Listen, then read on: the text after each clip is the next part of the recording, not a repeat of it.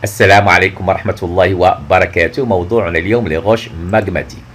Donc les roches magmatiques, ce sont des roches qui se forment à partir d'un magma. Ils comprennent les roches intrusives qui se forment à l'intérieur. On parle aussi de roches endogènes. Exemple, le granit, et des roches extrusives qui se forment à l'extérieur. On parle dans ce cas-là de roches exogènes. Exemple, le basalte. Notre activité 1 nous demande de faire une description des roches magmatiques associées au dorsal océanique, le gabbro et le basalte, à l'œil nu et au microscope polarisant. Donc nous sommes au niveau de la dorsale médio-océanique. Donc il y a fusion partielle des péridotites asténosphères comme nous l'avons déjà montré auparavant. Une partie de ce magma va cristalliser en gabbro en profondeur, mais bien sûr plus haut, des injections de magma formeront du basalte. Donc le gabbro se forme en profondeur alors que le basalte se forme bien sûr à la surface. L'observation à l'œil nu montre que le gabbro est une roche compacte de couleur verte à noire constituée de cristaux de grande taille, alors que le basalte c'est une roche aussi compacte, sombre, qui est constituée de gros cristaux et une grande partie non cristallisée. On parle dans ce cas-là de pâte vitreuse. L'observation microscopique d'une lame mince du basalte et du gabbro montre qu'ils sont constitués des mêmes minéraux, pyroxène, plagioclase, olivine, mais le basalte est constitué d'éléments de taille différente, donc des macrocristaux, des microcristaux, une pâte vitreuse, c'est-à-dire non cristallisée. C'est pour cela on dit que le basalte c'est une roche semi-cristalline à structure microlithique, alors que le gabbro il est totalement cristallisé, formé de macrocristaux. C'est pour cela, bien sûr, on parle de structure pétrographique grenue. Le tableau résumant cette description, bien sûr, le basalte, donc la structure comme je l'ai déjà dit, le gabbro, effectivement. Je continue. Notre activité 2 nous demande de faire une description dans ce cas-là de roches magmatiques, mais associées aux zones de subduction, le granit et l'andésite, aussi à l'œil nu, au microscope polarisant. Donc nous sommes au niveau des zones de subduction. Nous savons très bien qu'il y a fusion partielle de la plaque chevauchante avec formation de magma. Ce magma, bien sûr, va monter vers la surface. En profondeur, il cristallise, il va donner du granit. Donc le granit se forme en profondeur, alors qu'à la surface, bien sûr, ce magma donnera, bien sûr, une roche volcanique. Dans ce cas-là, on parle de l'andésite.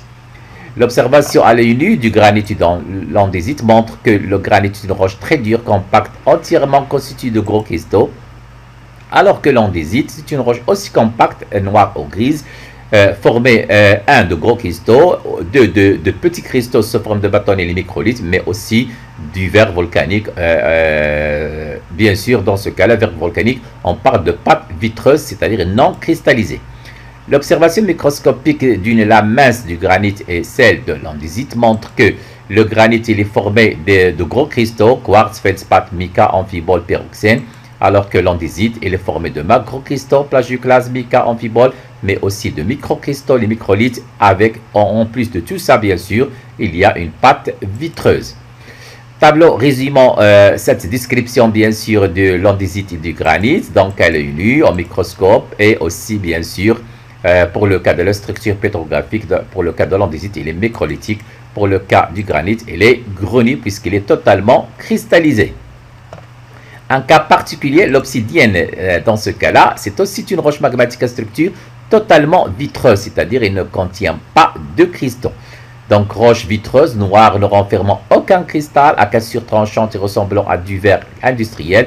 Cette structure particulière est consécutive à un refroidissement très rapide de la lave.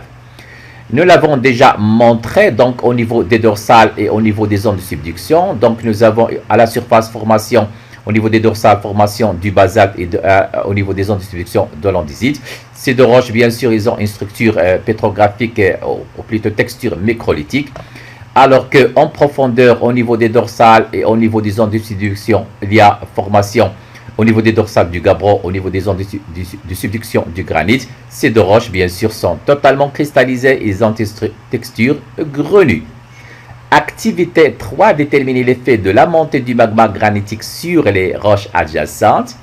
Donc, comme vous le constatez, la montée du magma va entraîner, bien sûr, une libération de la chaleur. Ceci va entraîner, bien sûr, une transformation, une modification des roches encaissantes, ce qui va former ce qu'on appelle une auréole métamorphique avec formation de roches métamorphiques.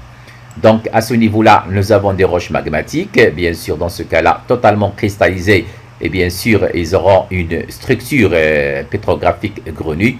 L'auréole métamorphique constitue de roches métamorphiques. Bien sûr, à ce niveau-là, nous avons des roches non affectées par le métamorphisme de contact. Notre montée de magma, bien sûr, la formation de l'auréole, bien sûr, métamorphique. Dans ce cas-là, comme je l'ai déjà dit, il y a transfert de la chaleur et cuisson de la roche encaissante en bordure. Nous l'avons déjà dit, le métamorphisme de contact est celui qui se produit dans la roche encaissante lorsque le magma encore très chaud est introduit dans une séquence de roches froides, généralement roches sédimentaires. Il y a transfert de la chaleur et cuisson de la roche encaissante aux bordures, bien sûr, ce qui provoque des modifications de composition, mais aussi de structure des roches adjacentes. Et il y a formation dans ce cas-là des roches métamorphiques. Comme nous l'avons déjà dit, nous avons dans ce cas-là l'auréole métamorphique qui se forme tout autour de notre granit intrusif. Un document qui montre le degré croissant du métamorphisme. Donc le granit se transformera bien sûr en schiste puis en gneiss, le basalte en amphibolite, l'argilite, ardoise, schiste, gneiss. Le grès dans ce cas-là donnera le quartzite, bien sûr. Le calcaire, en subissant un métamorphisme, va donner le marbre. Merci.